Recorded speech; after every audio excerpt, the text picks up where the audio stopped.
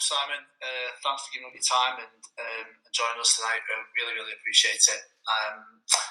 We're going to start really just, if you want to just give a bit of a background to your sort of rugby journey so far and where it's come from and how it's ended up so far to this point. Well, thanks, guys. And firstly, just delighted to be here. I was really fortunate to listen to Stuart Lancaster's last week and his attack one a couple of weeks earlier. And I think these opportunities right now during this tough time, feel like you're learning so much. And it was only an hour ago that I was catching up with the England coaches, and then an hour before that it was some of the Premiership attack coaches. So I think these opportunities right now to share ideas and discuss the game are brilliant, and that helps you know yourself as a coach. You know yourself more, you know about the game, which is hopefully something that we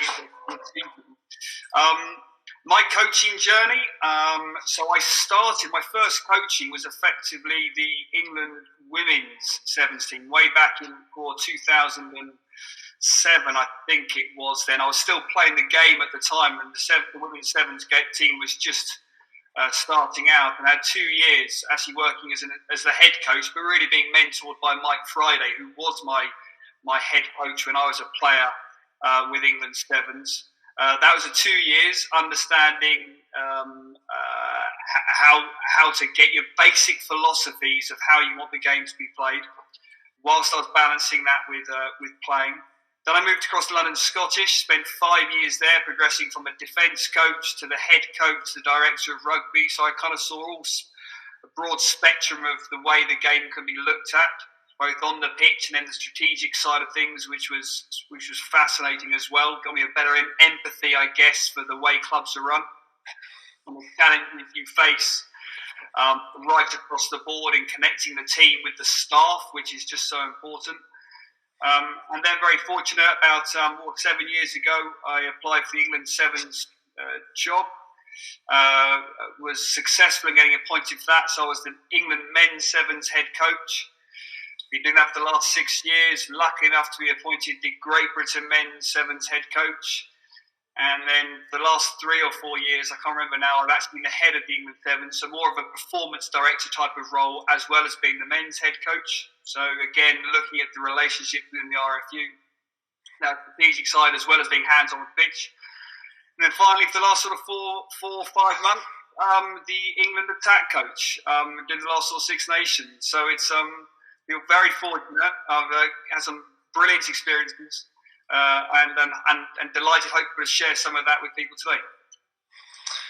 Brilliant. I think, just listening there, some fantastic experience for you to be able to draw on there, and we'll show the coaches will revel in hearing some of that. And I know there's some stuff you want to talk us through and take people through in terms of what you believe is important around understanding yourself as a coach. And I think I'll hand that over to you in a second. Just for me, I know having the opportunity to come and experience your world with the Sevens, when you invite us in with some of our coaching cohorts and like stuff, is fascinating. And I think that's one thing we want to try and get across to coaches today, is how open and accessible people are in terms of coaching at that top level to share these ideas and the work that you guys put in to not just the technical and tactical side of the game, but the bit around understanding the off-field, the management of the players, the management of the other coaches, and how you perform managing relationships. Well, I was very fortunate with the England Sevens programme. It was a full-time programme. You could invite people in quite regularly. Obviously, with the international campaign that we have with the Six Nations, it becomes a bit more challenging. But Eddie is just as open. He's been brilliant since I've been involved in inviting people in. Because I think one thing I've definitely learned as a coach over the years that I've been doing is the longer you coach in the game, the more you feel you don't actually know. So you end up trying to share and discuss and debate ideas, and that's just the wonderful side of coaching. It's something that you never feel you ever achieve in the end. So you never get to an end point. It's always that journey of exploration and growth, which is, I guess, the excitement of actually being the coach. Fantastic. So, do you want to take us through what you believe is some of the key principles around understanding that? And we can we've got some questions coming in from the coaches, and we've got some questions sent in when people register as well, so we can start to bring them in. Yeah, sure. And Phil, just jump in. If questions come up that are relevant, please just jump in there. So I've been very fortunate over the last sort of about a year ago. I finished the elite programs. This was a UK sport course which was on with all the top coaches, I guess, in the UK. And one of them being Gareth Southgate. Learned an awful lot from him. It was Mel Marshall, who's Adam Peaty's head coach. It was Dave Alloway, GB boxing head coach. It was Mark Ratcliffe coming. Brilliant, top level people. And one of the key things that was really pushed across was just this reflection. The importance as a coach to consistently reflect upon what you do, and that's for you in yourself, but it's also reflecting through with your peers as well. So with your coaches. So if I expand upon that one, within the England team, we actually have change coaches. So when we'll go through sessions or meetings, we'll have a coach that is working effectively alongside us, just to make sure that we're on the right lines. How can we challenge the players a little bit more if the drill's becoming a bit too easy or too tough?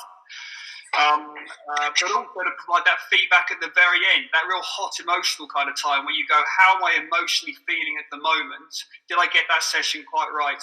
Having those peers right next to you in those moments is really important. And of course, so important, that feedback and that reflection from the players. Ultimately, our job as coaches is to make them better. So the more you can have those conversations with them as well to help with that reflection. And ultimately, what you're trying to do, or certainly what I believe in, is very much understand your strength. You can use psychometric profiling to understand yourself here. And I've certainly, even today, actually, I was doing some psychometric profiling to try and understand what my strengths were and my underutilized kind of strengths. And certainly playing to those strengths is very, very important. So understanding as a coach what it is you bring really to your coaching skill set as your strengths, your innate abilities is very, very important. Also to help with this reflection, and something I did in terms of this UK sports elite program was coach cams and using a reflective framework model. So effectively having a very, very clear idea about what you wanted to get out of the session, both in terms of your objectives of the session, in terms of what the players were going to learn, but also how you wanted to improve, your body language, how you used your questioning. Very, very clear about that. And then using a coach cam to effectively film you and then look back through it, reviewing your own performance. Did they achieve their goal for that session, their improvements? But me as a coach, did I reflect and get better? Was I working to my strengths? And then ultimately, this, of course, so important, all being recorded in a journal, because otherwise it goes in one ear, out the other ear. And certainly for myself, I find that, I keep a reflection journal where I basically write down 3 key points I've picked up on or learned that day. And it gives me a good chance to look back on every month or so to understand, okay, what growth have I gone on? Have I got better in these particular areas? How am I improving myself as a coach? So the reflection, I cannot overestimate the importance of that and getting lots of different ways of reflecting to help you know yourself better as a coach. Sam, can I just come in there quickly just on that? Because I think reflection is a huge part of developing as a coach, and we all, I'm sure, reflect in different ways, and we have different methods and models of doing it. I'm interested in the bit around where you talk about the coach cam, because I think more often, more than ever now, really, it's easier to film yourself as a coach and to even get audio of you as a coach in terms of your interactions with players. How did you find that in terms of your reflection in that? Do you often, when I've watched sessions back that I've coached, I get drawn sometimes to what the players are doing and not so much around what I'm doing as a coach. Is there any sort of things that you sort of stick to in terms of making sure that you're reflecting on your performance as a coach rather than getting drifted into that play performance? Yeah, it's a good one. When you coach cam yourself for the first time, I'd imagine people are very much like I was. You cringe beyond belief because you watch yourself and you go, "Oh my God, did I really just say that? What's my body language there?" And the bit was really interesting for me. Actually, was I initially went down this route really about the verbal communication. I was really keen to see the the communication. And this was a lot around how much was I speaking as a coach during a session, because I felt I was a coach that was talking too much, and I wanted to find ways of the players solving the problem themselves and getting more discussion. So by me talking, I fill the space. They effectively can't fill that space. So I was curious about that one. But actually, when I did a bit of research and spoke around, that it was more than just the speaking. It was all the body language cues. It's all the little looks here and there, because you can change a behaviour's learnings just by one look at them at the right moment. One tap here, one strange noise here, or something.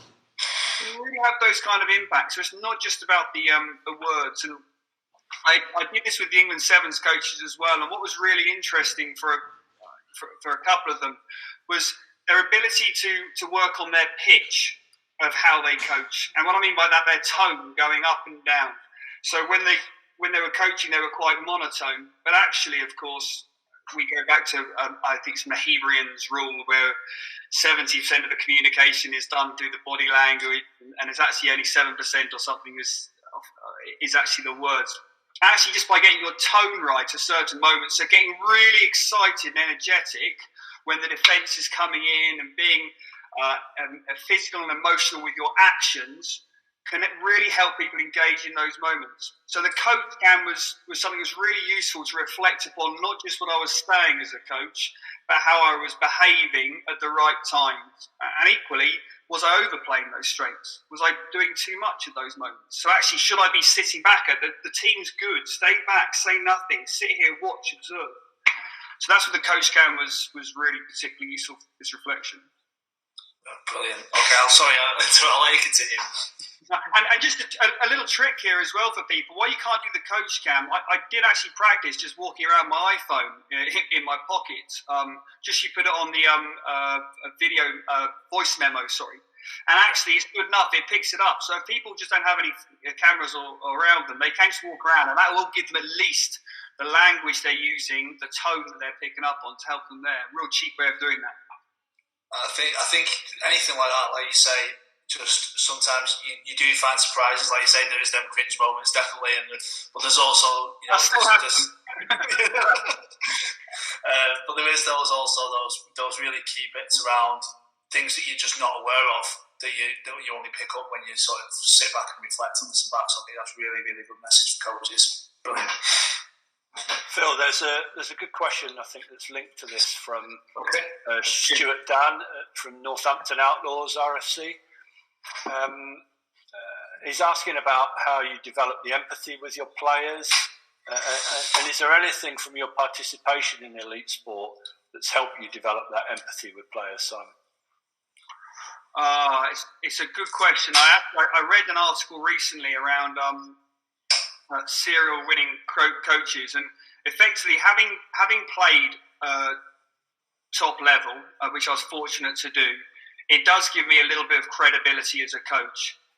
However, that credibility lasts a very short space of time. Players are wanting to be the best they can be, and ultimately, therefore, it's about how you deliver as a coach, not what you did several years ago kind of as a player.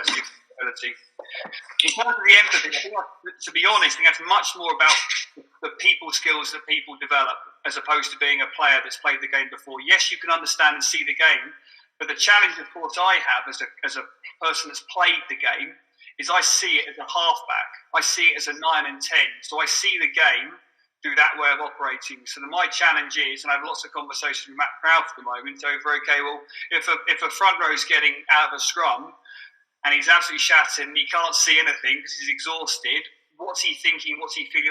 I don't see that. I don't have that empathy for him. So actually there's a constraint as well over thinking, because I've played the game a certain way in a certain position. The empathy, I think, is much more around you as a person. How do you connect with individual people? And that is nothing to do with playing the game. That's how you are as a person. Great stuff. Thank you. Well, you continue, Sam. No, let's keep the questions coming in. That's brilliant. The next one, know yourself as a coach. So there's a good thing about me, and effectively this is you understanding who you are at your absolute best. So you knowing the state you're in effectively. And the more ups and downs you go through your coaching career or your life, then the more you go, right now, I know I'm in a good state. I know I'm in a good mental state, mental arousal state. Why is that important? Well, because the players will certainly pick up, and I think we all know, if we all go into a room and you can see someone that's had a bad day or a bad conversation, you can pick up with it straight away. Your spidey senses kick in and you get that connection. So therefore, you've got to then understand and we all go through this. We don't all coach when we're in that perfect mental state or emotional state. We've got to understand that, and we've got to understand how that's going to be received by the players we're coaching. So if that is the case, what do we need to do to help us get back into our best state? Or if we don't need to get back into our best state, what do we need to change with our coaching to still give the players the best opportunity to develop? So understanding what you're like as your best to make the best opportunity of the coaching session is really important. So within that, so often, people can will often vary to the negative. So you'll ask someone, will observe a session and say, how do you think that went? And the coach will often reel off all the negative parts that they thought of that session. So how did you find that in terms of focusing on understanding what the best is for you? So understanding what you were your best in, and did you use anyone else to support you to find out what that looked like? I was very lucky as a player. I had quite a lot of support from mental skills in terms of understanding how I could be at my best as a player. So understanding when I was starting to lose my head effectively, which only happened once. I'm sure. Yeah. I wish. So I understood a lot of that, and then you had certain ways of operating triggers to effectively help myself get back into a better place. It's a different. That was useful as a player. I had to change that, and I still have to change it for my coaching, because with my coaching, and I guess I'll come on to this one in a second. Actually, it's the one. I go back to my UK Sport Elite program. You've work with a lot of individual sports coaches who are just blown away by how you connect with the team because of the individual relationships. So how I want to connect with one player needs to be different to the next player. So you've always got to jump your state around a tiny bit, because you know that if I'm going to be very energetic with this person here, or very down with this one here, then I might not get the best outcome from them. So I'm not sure if that answers that question, but well, I think it's very evident around. You've got certainly within the sevens base, you've got a lot of people in the environment. You've got the women's and the men's team at the same time, etc. And like you say, it's having the same enthusiasm when you see one person in the corridor to the second person, because if you don't, then people can think, have I upset that person? Have I upset Simon? What's he doing? And then that creates a whole world of problems for everyone else. It's just them little things that you probably wouldn't think twice about yourself, because you've got potentially something else in your mind. Oh, and 100%, and I'm very lucky that I'm a full-time coach who gets to see players for a whole day, if you like. So even with the England camp, we don't get a lot of time. I will see them for a whole day. Whilst I know a lot of people on this call will be evening coaches that will literally get a glimpse of a moment with a player. Now, for players, they take every single word you say as a coach as absolutely the most important things they hear that day, or in that afternoon or evening or the like.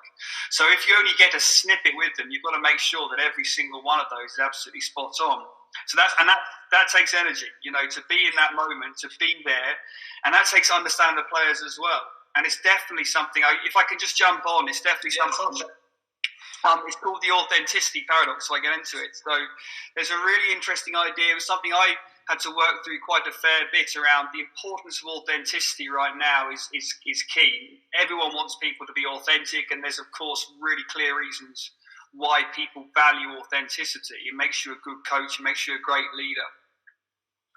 However, the difficulty was if you only stick to and be rigid with this, then you will only properly connect with certain people that could be quite like-minded. And of course, your job as a coach is not just to connect with the people that you are similar to yourself, It's to connect with all people in your team. Your job as a coach is to get the team better as well as all the individuals. So there has to be an understanding around how you flex your authenticity, you adapt your authenticity to suit the people while still staying true to yourself. And that's been something that's been interesting for me, because I think, like most players, we always felt on occasions we weren't told the truth by a coach. And, we're always given a bit of a white lie here and there. So when I first went to coaching, I was very, very black and white. I said I'll always be honest with people. I'll always tell them the truth, and I always give it to them directly and stuff like that. And the truth was, as a result, I had a really good connection with some people, but then some people, there was no connection. And first and foremost, coaching is about relationships. So how do you connect with people?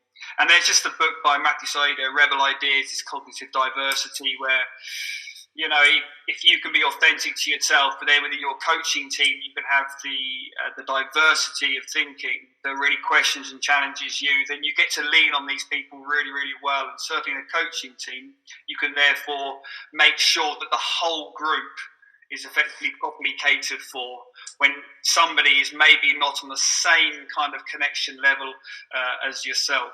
So the cognitive diversity, I think, is a really important one, which comes back to knowing yourself, what your strengths are, and therefore understanding, right, what are my weaknesses and how do I fill that with other people in my coaching team. Dave, is there anything coming in from around that? I think I can see a few. Yeah, on that topic, Simon, there's a couple of questions from Vicky and from Stuart about how you go about developing the coaches you work with. And I suppose on that last point there about that diversity in your coaching group, how do you get that diversity of thought that might challenge the way you're thinking? Because it could be the case that very often a group of coaches have come from very similar backgrounds and all thinking similar ways. So how do you go about developing those coaches you work with and challenging the way you're all thinking? Well, the first thing is to look at yourself, because ultimately you're the one you can control or influence yourself more than anyone else. And therefore, how much can you change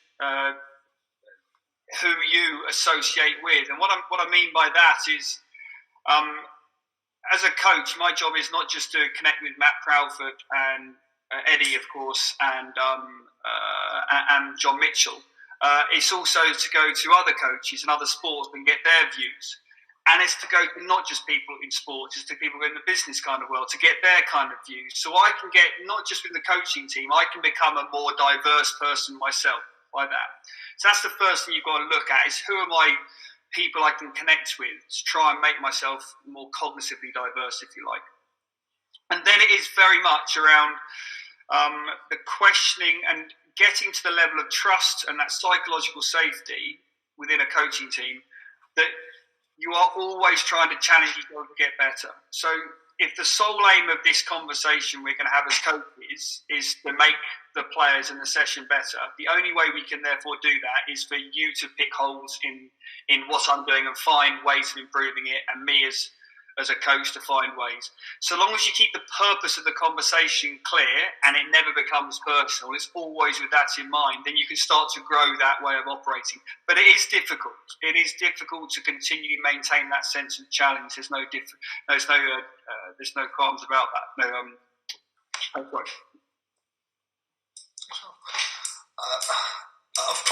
was going to say this a bit later, but I think now's a really good time to bring up. So one of the things I think that I remember you saying to me really stuck with me was around, to get yourself better as a coach, sometimes you have to, I think the phrase you use was, you have to have a bloody nose.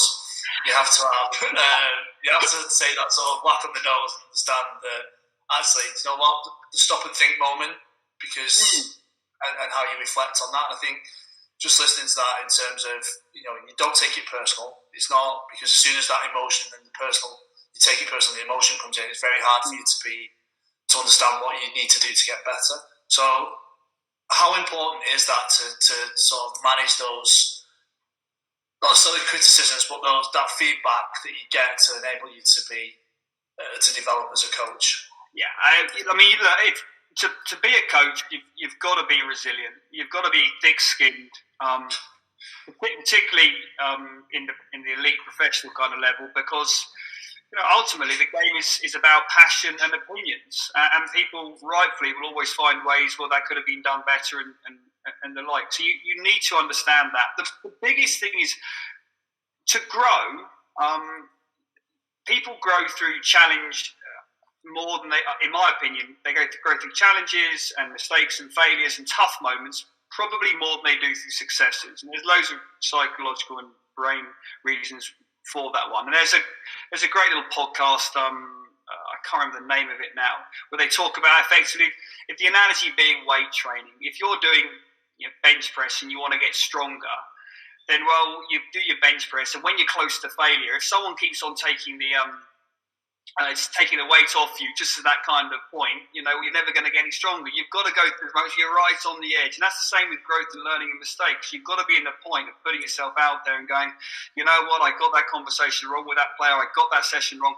You've got to stretch yourself and challenge yourself and go, you know what, I got it kind of wrong, which then goes back into the reflection, the importance of that, understanding why you got it wrong, and then you learn, and that's how you spiral up to become a better coach type of thing. The most important thing is just to never stay still. Never stay still. It's continually searching for that next opportunity of growing. Brilliant, thank you. I'll let you.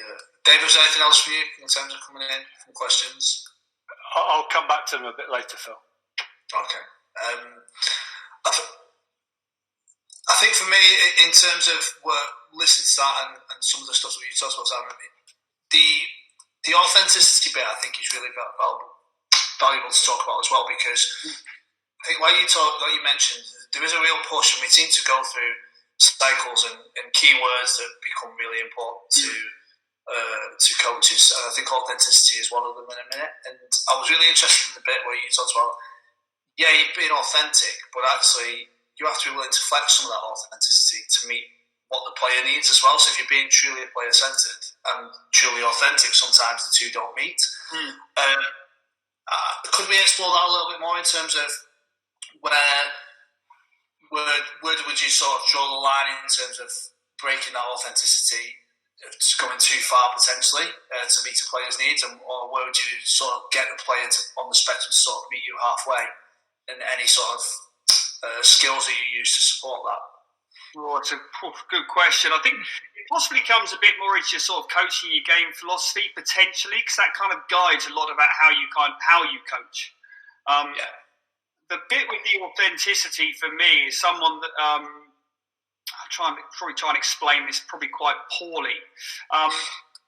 If I was very rigid on a certain way of people behaving, and I believe that certain people always need to be giving their absolute all, and work ethic, through the roof work ethic was a total non-negotiable, which is really, really important for me as a person.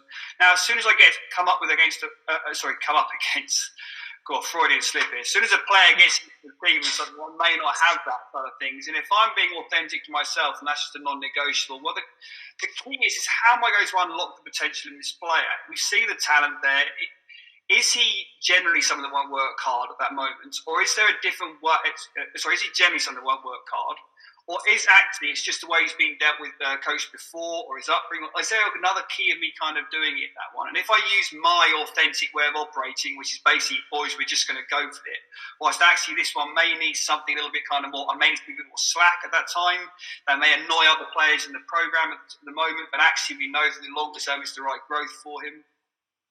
Is that experience that comes from that flexibility I get? Perfect. I think that's really valuable. I think it enables you to sort of start to understand how you. The key word in there was how you can maximise the potential of that player as well. So I think that's a really key point. Another way potentially of looking at, I guess, if you're a very thinking coach, if you're a person that likes the logic and the data, and you use that around a lot of your way you look at the game, and you want to provide the numbers for the players because that's kind of important. I mean, that is true to you, and you've got to maintain that one.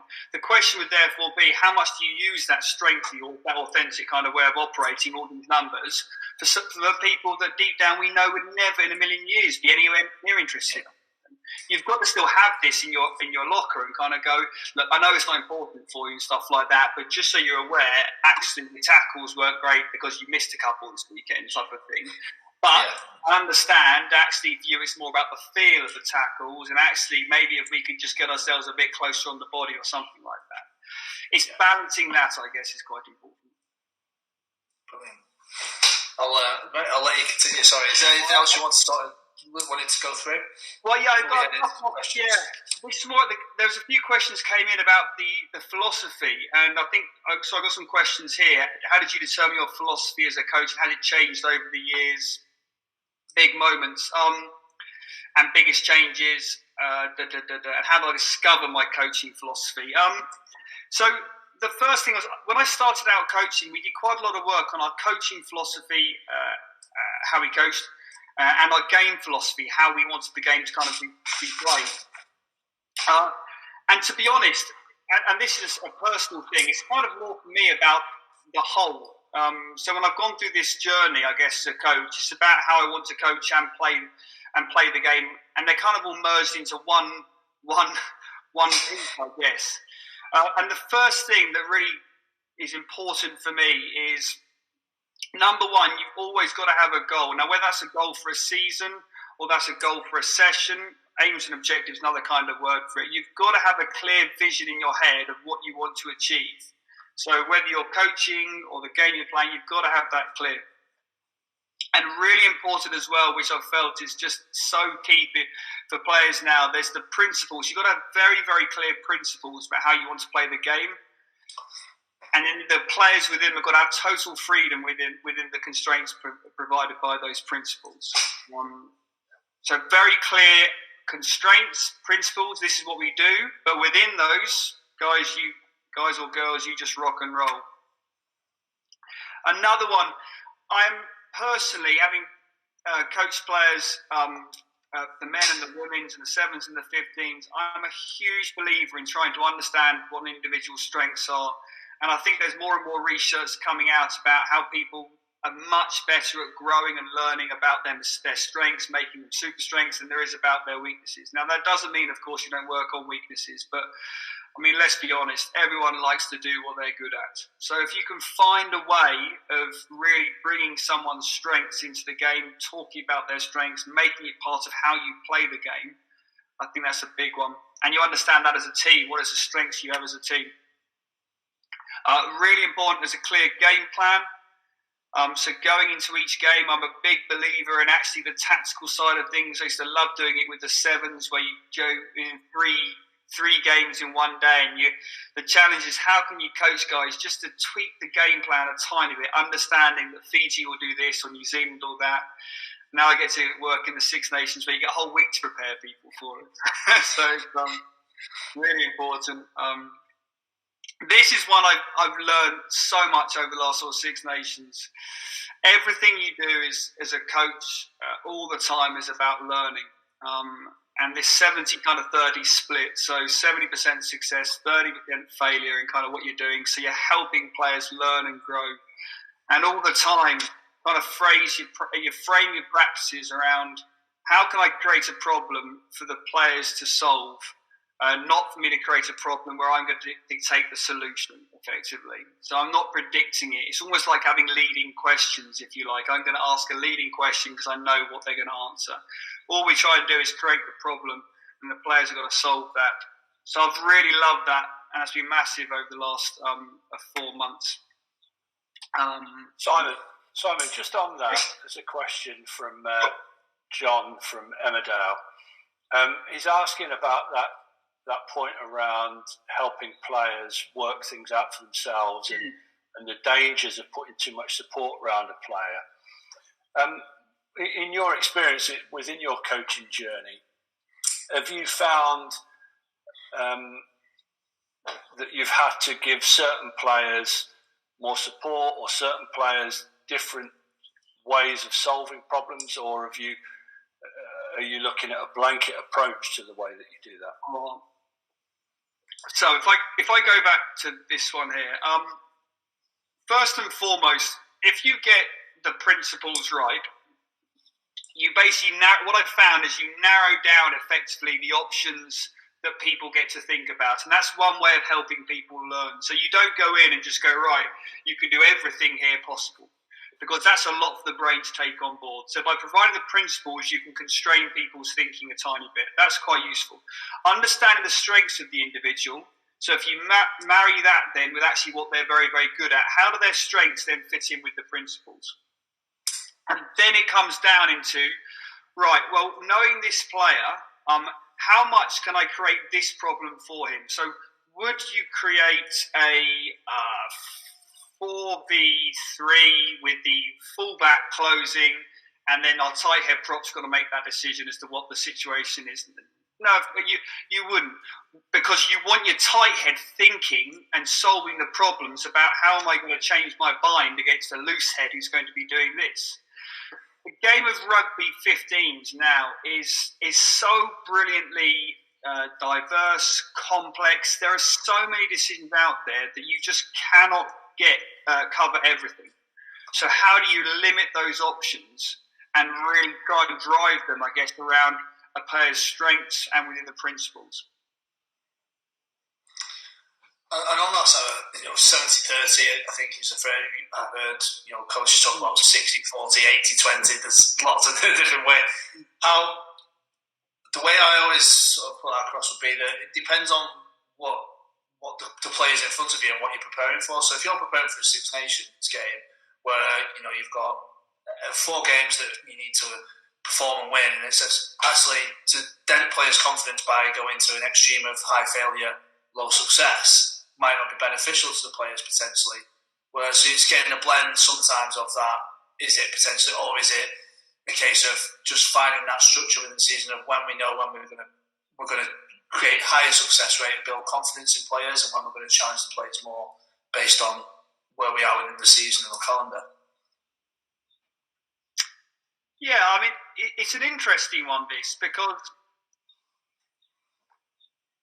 actually, if I'm reflecting upon the Six Nations, consistently throughout the training sessions, even though it was very important to win the games. I mean, it's the Six Nations, they're test matches. Yeah. It's very important. If the players understand why you're doing the practice you're doing. So I think Eddie made a very clear comment around we trained in the Wales week. All of that week we trained 13 versus 15, 13 versus 16. To make life really difficult for the players, and they went through some really sticky moments in the training sessions. They had to solve problems. Now, was their confidence dented? No, it wasn't. Did they understand why we were doing it, which was to help them learn and grow? So if you can frame your conversations with the players, this becomes a relationship with players around, we are doing this to make you better, both the short term and the long term, then I'm not certain the confidence is always affected. Now, of course, there are individual players, and this is where you know your players, but no need to have that, and that's really important. But as a whole, so long as the players are clear about why should they not be successful every single time, well, they're never going to grow and learn. So we have to design things around making it challenging for them. Understanding why we do things is really important. So that's really clear in terms of that clarity to the players. So yeah, we're doing this, but this is why, and this is the objective that we're saying. And ultimately, it paid real fruition within that Wales game towards sort of the last 15 minutes of the game, didn't it? In terms of what the players had to face, and they'd had an opportunity to solve some of their problems in training prior, which is good coaching, isn't it? Well, and was it perfect? No way near from perfect. But the game is not perfect. But the game is. I mean, I watched the game, and if I watch the game 3 times, I see 3 different ways of looking at it. So many different things at the time. There's so much going on in the game of rugby. There's so many decisions there right now. It's so brilliant in that respect. Just got to keep on trying to push these decisions to the players to make in their training. And if they're always getting it right, well, that means then the defence is always getting it wrong, I guess. Definitely. Right, well, let you carry on with your I'll shift on. So another one's really important: simplicity of message. This is really, really key. Keep being, particularly I read something recently as well. The more complex the solutions to complexity is bring it even more and more simple. So, I mean, that's really important right now. The simplification of things is really key, so that people can understand how they can be their best in a simple way. Very, very important. This for the team before self. Then jumping in with the attitude, the mindset, with self-belief, I think is absolutely critical in terms of how you can instill that in your players and how you play the game. The coach prioritise. So what WIN stands for is what's important now. So the coach has to understand of all the things that they need to look at right now in this ridiculously brilliant but complex game.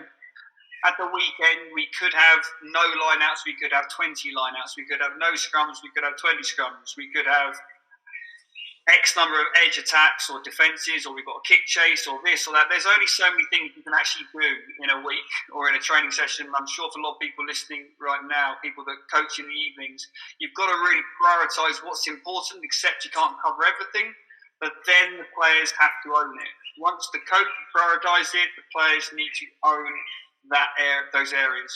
And then finally, as I started this all off, reflect and review, I guess. It's so important. Keep on going around this loop every single session. Speak to the players, create reflections. How could I be better? What was right? What was poor? How can I improve? That's kind of the 10 sort of philosophies of my coaching and playing the game, I guess.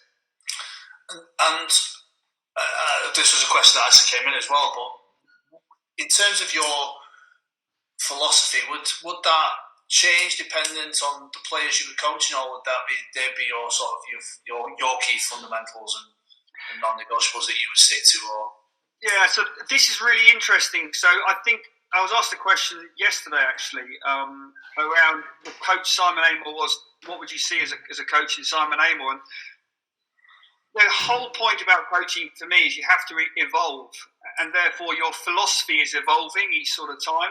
This is what I feel is right for me at this moment where I am. Was it the same as it was 12 months ago? No, it wasn't. There was probably something more around the importance of the enjoyment with that group and where I was as a coach at that moment. So that was probably a bigger sway on that one there. Now it's probably more about the reflection and the mindset is really key at the moment. That's what I've shifted to with this particular group. But that journey of growth as a coach, how you coach and what your philosophy looks like, I think should always be something you're reviewing.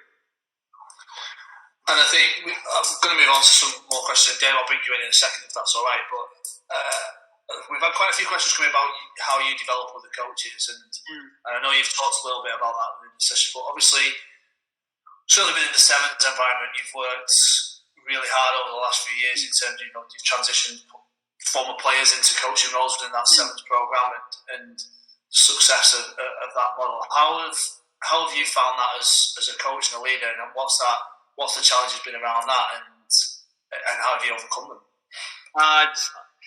It's one of the most rewarding things. So I managed a couple of times last year or the season before, I can't remember which season we're in right now.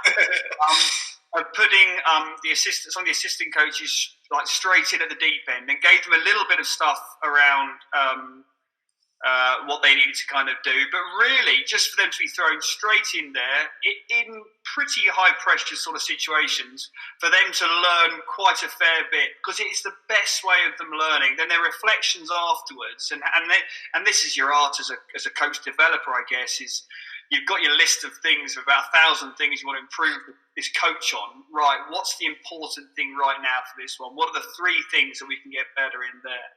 And that progress and evolution, a little bit like a player, to be fair.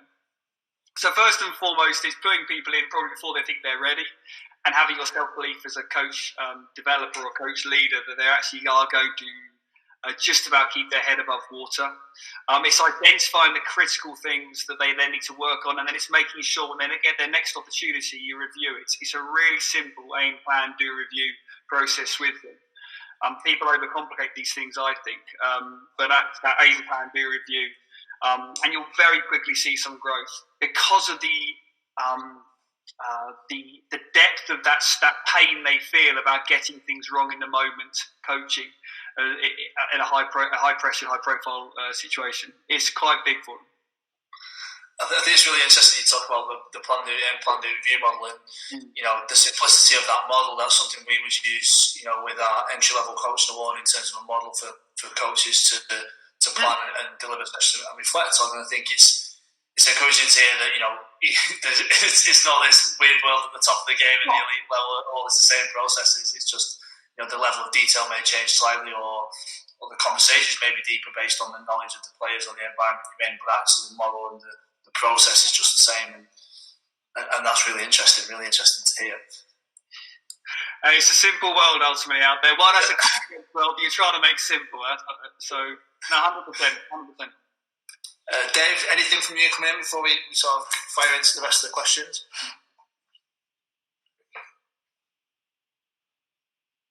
Oh, I think Dave's not hearing Dave at the minute. I think we might be struggling to hear Dave at a second. So, Sam, I'll just come on. We've got some more questions. We've got loads of questions have come in. Various people, too many to mention around.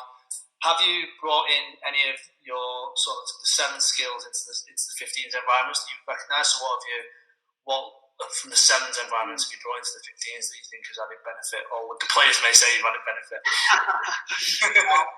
What's really interesting for me going from the 7s to the 15s was you went with the 7s, which is a real interesting coaching challenge. You went for the 7s, which is basically the most full-time program you'll have, because you're together not just on a full-time basis, but you travel the world, you're in hotels, so you get so much time to build relationships with people, to talk about the game, look at the game, and as important, you coach a lot with them, so you can spend a lot of time on the technical detail of the players.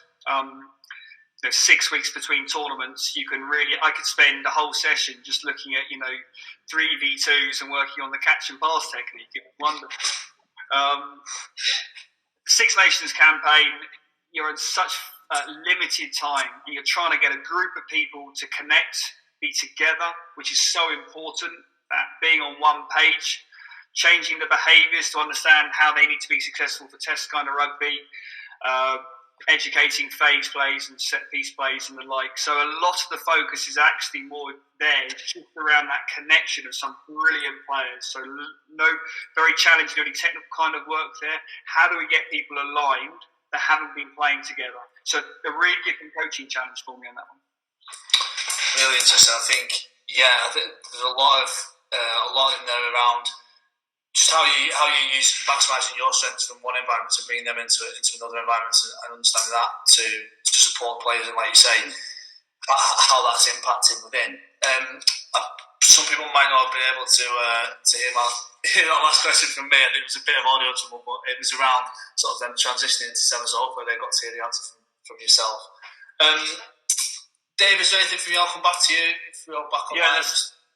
There's a couple of good questions about feedback, Simon. How you get feedback from the players? Do you ask the players to peer review and feedback to each other? So with the 7s program, because again at the time you're very easy to do that consistent kind of feedback process. I was fortunate enough in the Six Nations to work quite closely with a couple of players who could give really direct feedback to me. For the feedback to be really valuable, you've got to have that relationship with people, and that of course takes time.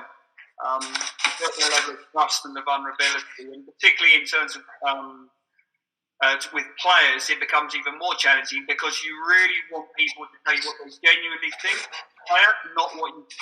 not what they think you want to hear because you're a coach in their selection. So I was really fortunate in the Six Nations to get some strong feedback and clear feedback to help me get better. There's really interesting with the Six Nations as well. With the 7s program, we had a mentoring program set up. So we had people that were 18 years old and 32 years old in the program that we kind of buddied up. So there was a really good way of actually growing the team connection, but also developing the younger players coming through. So that feedback there was really important. And actually, we've replicated that with the England team. Actually, recently through sort of Zoom calls where some of the senior players have been speaking, some of the pathway players there. A lot of the feedback with the players actually in the England camp is actually done over coffees around the relax sort of time. So it becomes really valuable moments there where they actually talk about the game, what can you do? And that's the relationships they form as people, which is so, so important in rugby, I think. And presumably, going back to your point about authenticity, that feedback from the players is only going to be useful if they believe that you're going to listen and act upon it. Yeah. Yeah. Ultimately, yes. I mean, otherwise, why do people give feedback? You know, if you give feedback and nothing changes, and they go, well, what's the point? The bit we have been looking at recently is about feedback to feed forward. And so thinking also a lot around, right, the feedback we're given is not just about what you've done in the moment just now, okay? It's also about the vision that we want to have in the future. So we know this, but ultimately we want you or the team to be in this place, and then framing it through that way. Does that make sense? Yeah. And there's another good question here from James in Worcester about developing relationships with new players into camp versus established players into camp. I suppose for you as a new coach into that England camp, there was a lot of new relationships to try and create. So, yeah, how did you go about doing that, and I suppose earning their trust? Yeah, well, I contacted all the players that have been involved in the World Cup beforehand because I wanted obviously to introduce before we got into camp. I wanted to introduce myself, but I was also just curious to understand how they think things have gone and the game model and just get their views on things. So that was good as it was. But what you could see is you got the players when we came into camp. Even I could see as a person coming there for the first time on a full-time basis as a coach. You can see the players that have been in the program for a long time, and then the people that are making their first entries, and just how much more they kind of reserved they kind of were. So it's a really simple one. You just go straight to them and you break down those barriers, and you put your arm around them a little bit and say you're okay and stuff like that. And for me, it was quite an easy one, to be honest. So I was going, "You're a bit nervous right now?" Well, I'm a bit nervous as well. And he's sitting there going, "Well, Christ, it's the coaches and stuff like that." But it's okay. So showing a bit of vulnerability at the right time there was useful in breaking down those barriers. And again, on that topic, there are a few questions about how you check and challenge each other as a coaching group. Again, having listened to Eddie did one of these for us earlier in the series, presumably at the level that you've been working at, there's quite a bit of that work that goes on. Every day, every session, every meeting, it is the way the environment kind of works. It is the way you want to try and get better. So our job as coaches is trying to get this team to be the best team in the world and to win a World Cup in 2023. And that means always finding a way to be better, to check and challenge. So you need to have that resilience. You need to have that level of trust and understanding. But always everything is framed around how do we get people better. And it's a brilliant environment to be in. It's a challenging one as a result because you're always trying to find ways. You're never settled. You're always trying to find the next competitive advantage. But that is what the coaching team does. So I was keen. Sorry, David, right, to jump in. I'm really keen. We've got probably about 5 minutes left. I'm really keen. I don't want to to let you go off this conversation without talking about you're used to working in environments. You've talked about the Sevens environment where you sort of lead a program, and you've gone into Eddie's team as a more specific coach or role specific coach. So, first question is around that transition. So, how was that transition from sort of leading a program to coming into being a sort of a specialist coach? And then, the second part of the question is, how did that feel when you went to an Olympic Games where you're part of a huge massive team and responsible for a certain area, and how did that feel in terms of how you built relationships and stuff? So it's sort of a two-part question now. How long have I got to answer? I'll be succinct. It's something I'm learning. The Olympic Games was just amazing, and the biggest strength you have, or certainly we played upon, was actually being part of Team GB. So it wasn't Great Britain Sevens, it was being part of Team GB. And I was fortunate to work with UK Sport previously, so I understand the power of that connection of being part of Team GB. And basically, we did everything we possibly could as a Great Britain side to be involved in anything related with Great Britain, whether it was kitting out or events here or whatever else, everything to make it. And that was just so important to break down the English, Scottish, Welsh barriers that were there. So we just killed everything in terms of those home nations, and everything became Great Britain. So fascinating on that kind of one. The question about going from a head of a program or a head coach to assistant is one of the was a really big. It still is, being candid about this one, still is something that I have to juggle a fair bit, because I actually spoke with Steve Holland quite a fair bit, who's Gareth Southgate's assistant manager, and been assistant manager of a number of other great coaches, to try and understand what it takes to be a great assistant manager, because I've been a head coach for my whole life. I'd only ever been really a head coach for 10, 11 years. So this assistant manager, how could I be a brilliant assistant manager to effectively help the players get better, but also to support the head coach in his vision for the way the game wants to be played and stuff. And that's something that is still, because I'm still head of England Sevens, I still have to jump almost between the two. So I jump on a bit looking after the Sevens program where I'm the head, and effectively I'm trying to make decisions there, over to facilitating a role as an assistant. So it's what I'm juggling at the moment, and it's one that is not easy, I'll be honest. But I love the learning that comes from being an assistant kind of coach and focusing on one specific area. On that area, how did you sort of, obviously your knowledge around the tap would have been based heavily in the Sevens game over the last period of time, and I know you talked about what sort of things did you do to broaden your knowledge in that sort of 15s attack space to maximise the role within that? It was and still is a crash course. 15-a-side play. I mean, I watch so much. I speak, like I said, I've spoken to so many coaches today to try and learn and upskill. I hold my hands up that at the moment, I've coached Sevens for 7 years. I haven't done a lot of things. I've watched the game a lot, spoken to people, of course, but it's still something that I'm still growing that understanding. But I know how to coach. I know that. It's the nuances of the game which every single day I'm getting better at. And that's the exciting bit, because as a result of this, it goes back to that cognitive diversity. I keep on coming up with these stupid questions. It's really annoying for people. But every so often, I see one that kind of goes, "Oh yeah, why do we do that type of thing?" So it helps with that diversity of the coaching team. A final question from me has just come in. I think we've had two questions really, two of the same questions really, but from two different people. So Jessica and Bina, around what advice would you give to coaches who are just about to start out on their coaching journey and potentially a little bit nervous around gaining respect from the players who've not been a player for very long, if at all, and what sort of advice would you give them? Just if it was, like you say in your words, simple and clear advice, what would that be to them coaches just starting out?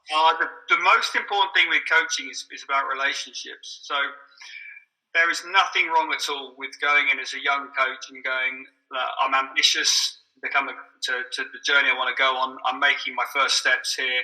I'm keen for your feedback to help me get better on this one. As soon as you open that door and that olive branch as a coach, you go, look, I don't have all the answers right now, and I'm keen for your feedback to help me get better, to help you get better, then you start to build that bridge. That's what definitely, if I was a young coach, I'd have told myself back then. Brilliant. Dave, anything final from you? No, I mean, it's been fantastic, hasn't it, to listen to Simon. There's been some terrific points that I think resonate across all coaching environments. Whoever you're coaching, I think almost all of what Simon said tonight can be transferred to yourself, and there's an opportunity for you to think about this and reflect on your own practice and make improvements for your players. So thank you very much, Simon. It's been a fantastic evening, and we really appreciate your time. And thanks to Phil for facilitating that conversation. So I just wanted to wrap up with just letting you know what's coming up. So the next 5 sessions look like this. So next week we've got two of our professional referees, Sarah Cox and Luke Pearce, talking about referee positioning. The week after, Professor Richard Cheetham is going to do a session for us that we've called Use It or Lose It. So many people are taking this opportunity to do so much CPD. There's an opportunity that, or there's a chance that there might be a bit of an overload and you won't know how to then transfer that to your practice. So Richard's going to talk a bit about how you might go about embedding that learning in your practice. When we get into June, we've got one of Simon's colleagues, John Mitchell, coaching the breakdown. And then the second week of June is going to be Scrum Week. We've got Wayne Barnes and Matt Carley, professional referees, talking about refereeing the scrum. And then on the Thursday, we've got Saracens and former England forwards coach Ian Peel leading a session on coaching the scrum. So we've got some great content coming up, and keep your eye on the usual social media feeds for registration details. After this session, in about half an hour's time, you should get an email which gives you access to listen to this session again on demand. If you Google England Rugby webinars, you'll be able to access all of the previous sessions from the England Rugby website. The only one that's not available, unfortunately, is the attack session with Stuart Lancaster, and that's to do with rights reasons around some of the footage. You can also, if you are a member of Coach Logic, which is free to join, you can find all of our webinars in the Clubhouse section of Coach Logic. So lots of ways to listen again to